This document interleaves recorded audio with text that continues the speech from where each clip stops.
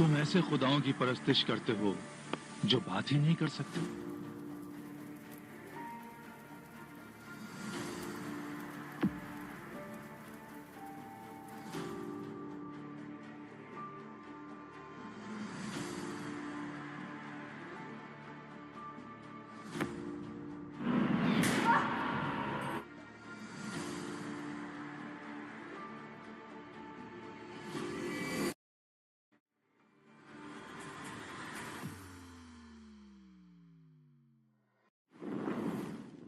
अल्लाह तबारक व ताला हर दौर में अपने महबूब बंदों को आजमाइश में डालता रहा है। अल्लाह के ये मुंतखब बंदे कई बार मुश्किल तरीन आजमाइश से दो चार हुए और अपनी ईमानी कुवत और इरादे से कामयाब व कामरान रहे।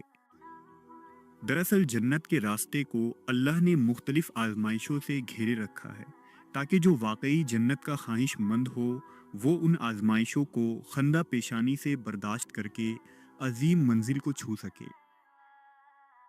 उन बंदों में मुश्किल तरीन और सख्त आजमाइश से गुजरने वाली एक शख्सियत का नाम राजा है, जो तारीख के जालिम व जाबिर तरीन बादशाह नमरूद की बेटी थी। नमरूद दरअसल कदीम इराक का बादशाह था, जो बड़ा ही जालिम था और लोगों से अपनी परस्तिश करवाता था। उसकी सल्तनत दुनिया के वसी हिस्से में फैली हुई थी, लिहाजा मशहूर है कि पूरी दुनिया पर बादशाहत सिर्फ 4 बादशाहों ने ही की है, जिनमें 2 मोमिन थे और 2 काफिर। हजरत सुलेमान अलैहिस्सलाम और हजरत जुल्करनैन मोमिन थे, जबकि बुख्त नसर और नमरूद काफिर था। लोग नमरूद के खौफ से लरसते थे। इराक के लोग मुख्तलिफ देवी देवताओं की इबादत किया करते थे, जिन्हें वो चांद, सितारे और सूरज की तरफ मंसूब किया करते, और उनमें सबसे बड़ा नमरूद को माना जाता था। नमरूद का दावा था कि वो जिंदगी और मौत पर मुकम्मल इख्तियार रखता है। जो शख्स भी उसकी खुदाई से इनकार करता, वो उसे या तो सूली पर चढ़ा देता या जिंदान में कैद करवा देता। उसने इंसानियत पर जुल्म के पहाड़ तोड़े और गुरूर और तकब्बुर में डूबा रहा। लिहाजा अल्लाह ने इब्राहीम अलैहिस्सलाम को नमरूद की इस्लाह के लिए मबूस फरमाया। दरअसल हजरत इब्राहीम के ज़माने में लोग पत्थरों की मूर्तियां बनाया करते थे और शहर के हर इलाके और चौक चौराहों पर एक बुत मौजूद होता था।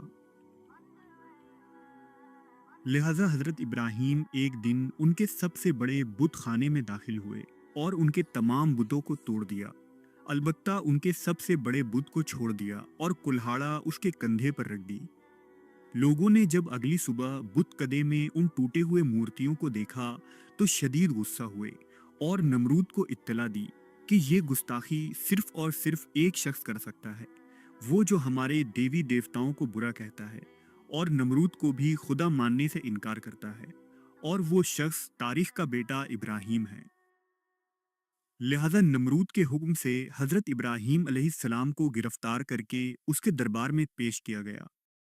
दरबार में मौजूद लोगों ने हजरत इब्राहीम से कहा कि ए इब्राहीम, तुमने हमारे खुदाओं के साथ ये सलूक क्यों किया है? इस पर हजरत इब्राहीम ने कहा, ये तुम्हारे उस बड़े बुत ने किया होगा, क्योंकि कुल्हाड़ा तो उसके कंधे पर है। या तुम लोग अपने उन टूटे फूटे खुदाओं से ही क्यों नहीं पूछते कि किसने तुम्हें तोड़ा है? इस पर लोगों ने कहा कि ए इब्राहीम, हम उनसे कैसे पूछें, ये तो बोल ही नहीं सकते।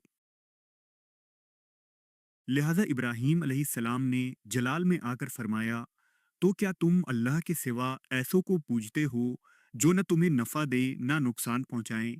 अफसोस है तुम पर और उन बुतों पर।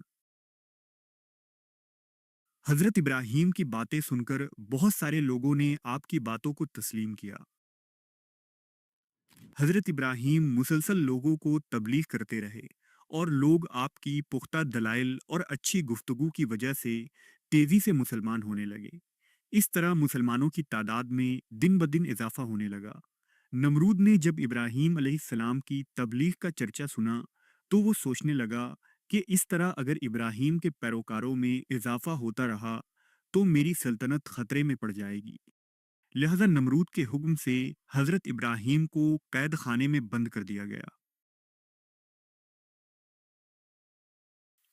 रिवायतों के मुताबिक हजरत इब्राहीम को 40 दिनों तक जेल में बंद रखा गया और फिर नमरूद ने हजरत इब्राहिम को बतौर सजा आग में जला देने का फैसला किया।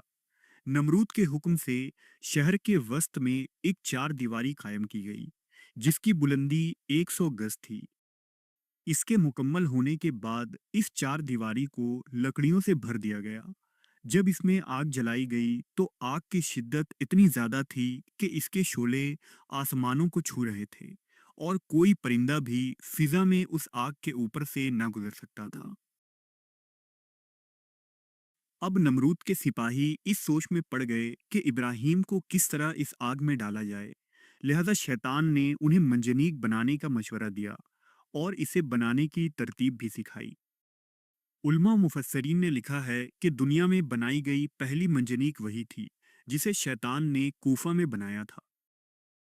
बहरहाल हजरत इब्राहीम अलैहिस्सलाम के हाथ पांव बांध दिए गए और आपको मंजनीक में बांधकर आग में फेंका गया। जैसे ही हजरत इब्राहीम इस दहकती हुई आग में जाकर गिरे तो अल्लाह की तरफ से आग को हुक्म हुआ कि ए आग, फौरन हजरत इब्राहीम पर ठंडी और सलामती वाली हो जा। चुनांचा ये आग ठंडी हो गई और गुलजार बन गई। एक रिवायत ये भी है कि जब इब्राहीम अलैहिस्सलाम पर आग ठंडी हुई तो उस वक्त पूरी दुनिया की आग 3 दिनों तक ठंडी रही और उसमें कोई असर नहीं था। फिर फरिश्तों ने हजरत इब्राहीम अलैहिस्सलाम को जमीन पर बिठाया और उनके आसपास गुलाब और नरगिस के फूल खिल गए।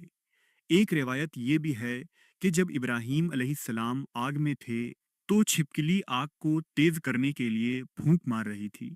इसलिए छिपकली को देखते ही मार देने का हुक्म आया है और मेढक दूर से मुंह में पानी लिए आग पर फेंक रहा था ताकि आग बुझ जाए।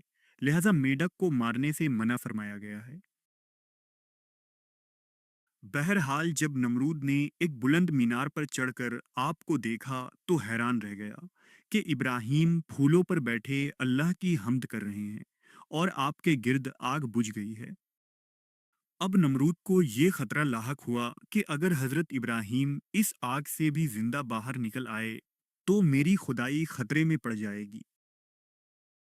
लिहाजा उसने अपने सिपाहियों को हुक्म दिया कि मंजनीक के जरिया हजरत इब्राहीम पर पत्थर फेंके जाए, लेकिन वो सारे के सारे पत्थर हवा में ही मुअल्लक हो गए और बादल की शक्ल इख्तियार कर गए और वो बादल खुदा के हुक्म से आग पर बरसने लगी। इस तरह उस हिस्से के अलावा जो हिस्सा गुलजार बना हुआ था, बाकी सारी आग बुझ गई। रिवायतों के मुताबिक नमरूद की एक बेटी थी जिसका जिक्र मुख्तलिफ तारीखी किस्सों और कहानियों में मिलता है।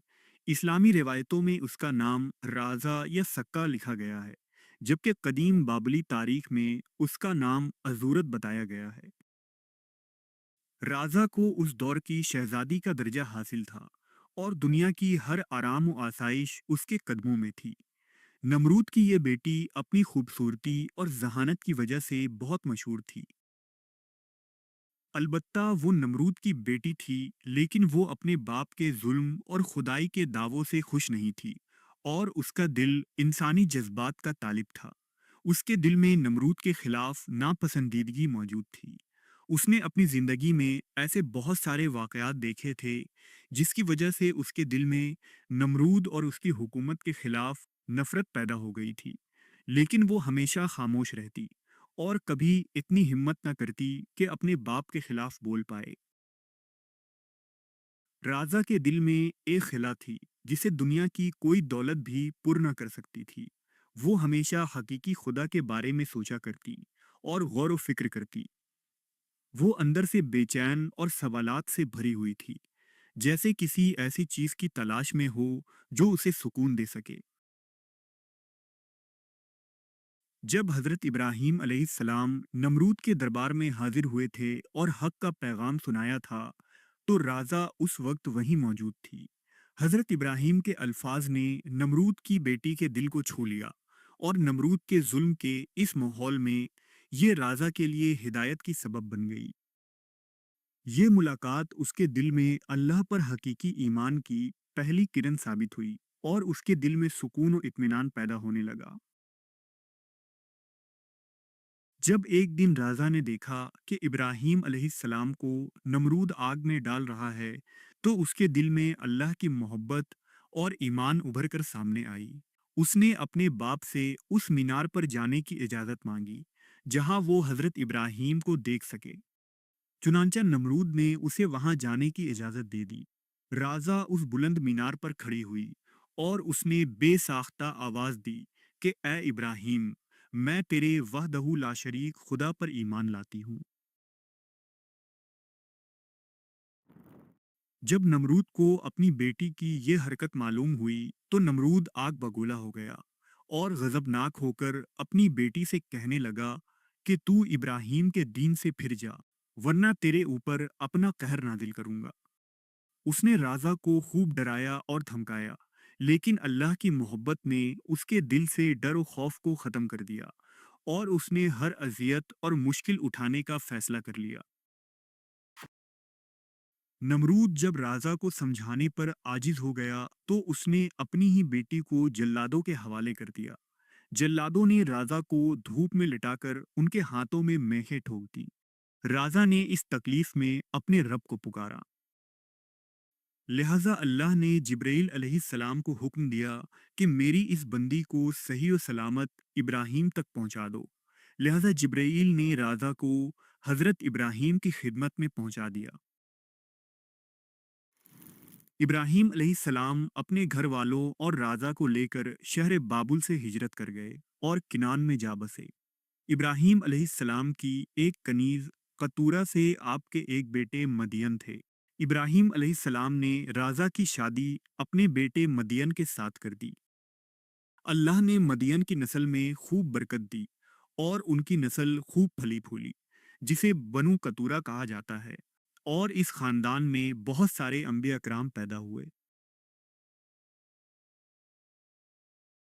नमरूद की बेटी का यह किस्सा मजबूत ईमान की एक मिसाल है, जिसने हुकूमत और ऐशो इशरत को ठुकरा कर खुदाए वादहू ला शरीक पर ईमान लाने का फैसला किया।